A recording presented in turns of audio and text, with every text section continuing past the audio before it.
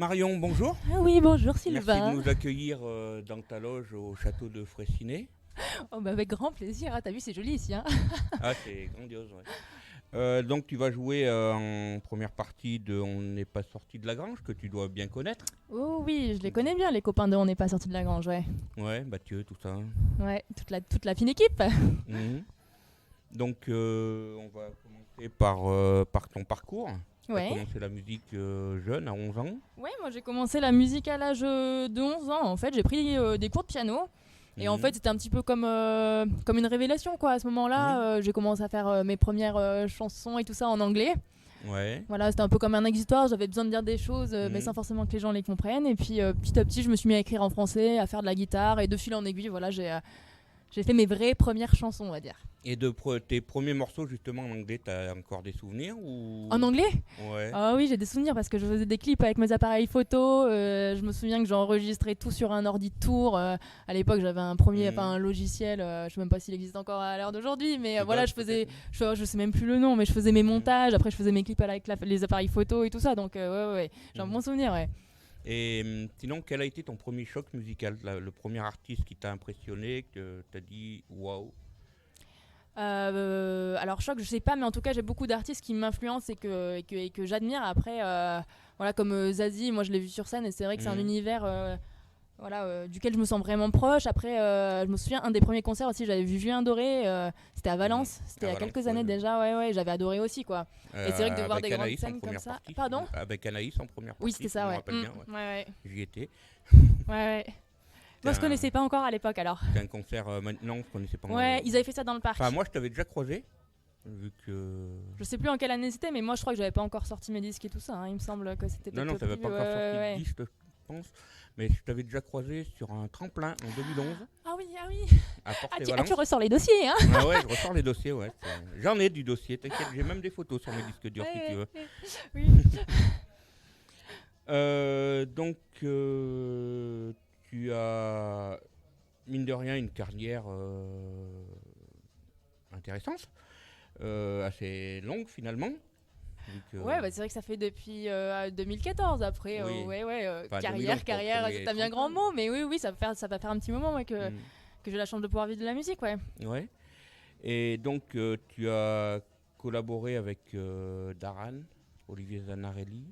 Alors, Daran, c'était juste une reprise. Ouais. Voilà, je me suis permise d'emprunter une jolie chanson qui s'appelle De l'eau, voilà, de son répertoire qu'on a reprise pendant le confinement. Et après, en effet, j'ai fait un duo avec Olivier Zanarelli.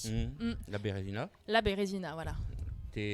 Parle-nous de cette rencontre un peu. Avec Olivier Zanarelli. Avec Olivier.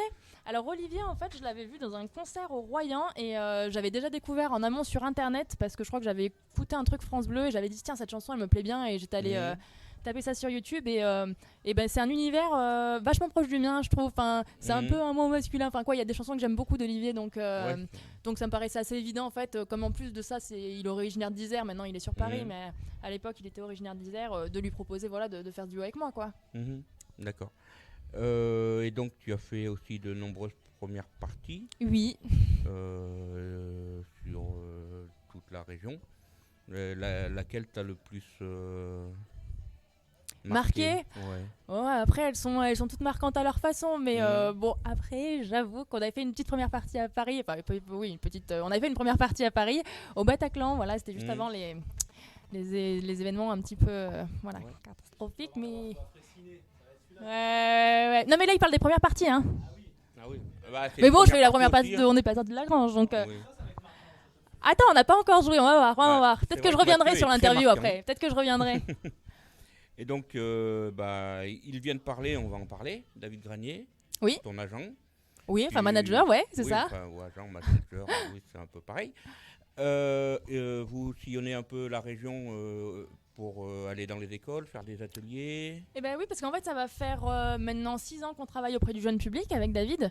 Donc 6 ans qu'on propose dans les écoles primaires, essentiellement auprès des CM2, en fait, des ateliers d'écriture de chansons. Donc on va dans les classes pour inventer des chansons avec les enfants. Et de ces ateliers, en fait, on a monté un spectacle jeune public dans lequel on reprend avec David les chansons qui ont été inventées par les enfants. Eh bien, chantons maintenant. Eh bien, chantons maintenant, voilà, exactement. Et c'est vrai qu'avec ce spectacle, on sillonne un petit peu Rhône-Alpes, on va dire. On a beaucoup joué en Savoie, Haute-Savoie, Isère et puis Dromardèche. Ouais. Dromardèche, ouais. Bah, en même temps que tu es drômoise, donc Oui. c'est un peu normal que tu travailles au pays. Oui, mais c'est vrai que là, sur le mois de juin, du coup, on a beaucoup plus joué en Savoie-Haute-Savoie Mhm. qu'en Dromardèche. Et donc récemment, il y a eu un clip, l'alphabet du vivre ensemble. Ouais, exactement. Et ben ça, en fait, c'est un clip qui est né à la suite d'un atelier d'écriture de chansons. Donc on était intervenu dans une école à Hauteville-sur-Fière avec des CM1, CM2 et on avait écrit cette chanson. Voilà, c'était en décembre, il me semble, dernier. Donc la période était un peu compliquée, mais nous, on pouvait quand même intervenir dans les écoles.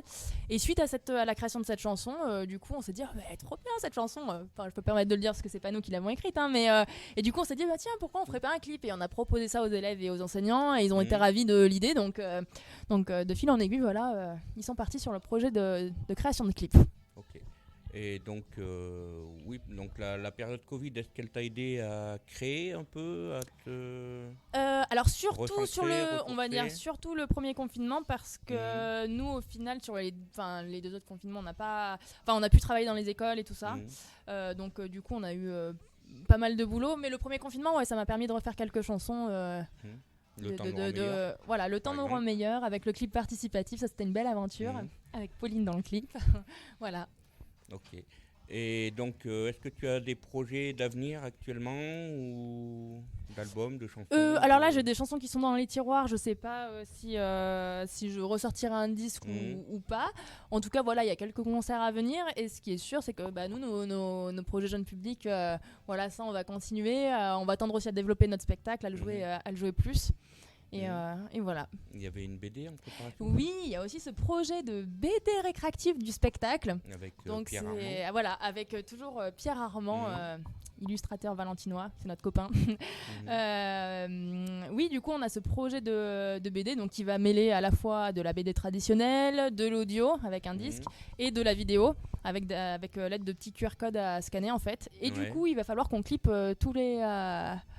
qu'on clippe toutes les chansons du spectacle. Donc on en a déjà clippé 2, il en manque encore 4. Donc ça, il faut qu'on fasse ça à l'automne. D'accord. Et on aimerait bien qu'elle sorte pour Noël, mais je ne sais pas si ça va sortir pour Noël parce qu'il y a du boulot. Voilà. Voilà. Mais en tout cas, on aimerait bien la sortir soit fin d'année, soit début d'année, quoi. D'accord. Bah, je pense qu'on a à peu près fait le tour.